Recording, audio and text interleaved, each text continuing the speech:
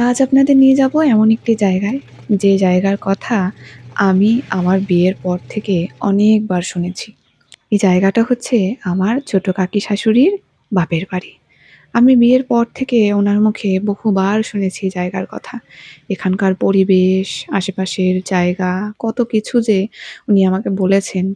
আর বারবারই আমাকে বলেছেন যে, "তোমাকে নিয়ে যাব একদিন।" নানান কারণে আমাদের আসাই হচ্ছিল না।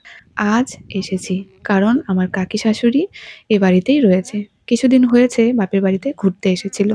আর এখান থেকেই আমাকে বারবার ফোন করে বলছে, "এসো, পিঠে খেয়ে যাও, ঘুরে যাও।" তো ভাবলাম যেহেতু আছে, আর একটু কি আমার আজকের দিনটা সুন্দর হেক্টিকও ছিল। ফুলগুলা। তারপরেও ছুটে, ছুটে গিয়েছি। কারণ যে জায়গার আমি বর্ণনা কাকি শাশুড়ি মায়ের মুখে আমি শুনেছি, সে হুম। জায়গা চোখে না দেখে কি আর থাকতে পারা যায়? এরকম খোলামেলা জায়গা আমাকে বরাবরই টানে। আমি একটা দিন কিচ্ছু না করে শুধুমাত্র এখানে বসে ঠায় বসে থেকে সারাটা দিন কাটিয়ে দিতে পারবো।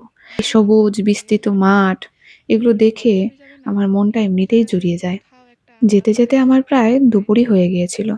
তারপর সোজা আমি ওখানে চলে গিয়েছি কাকিমুনির সাথে ওনাদের ক্ষেত দেখতে। কাকিমুনির বাবা মানে দাদু এখনো এই বয়সেও সব জমিজমা কোনো কিছুই ফেলে রাখেনি। সবকিছুতেই চাষাবাদ করছেন।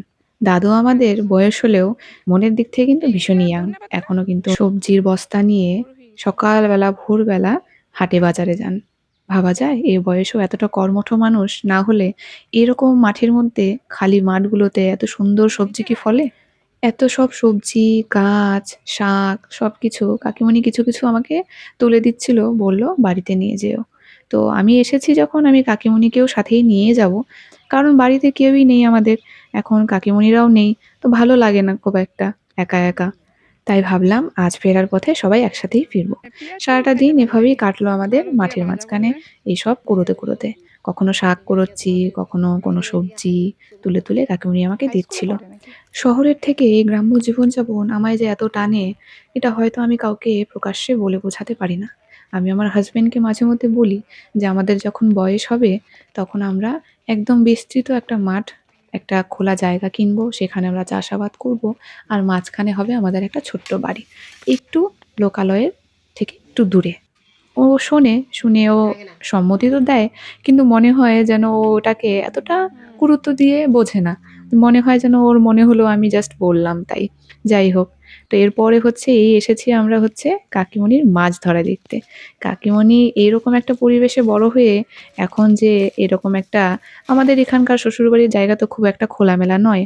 কাকিমুনি মাঝে মধ্যে বলে যে, "ছোটবেলায় আমরা খুব খোলামেলা জায়গায় বড় হয়েছি।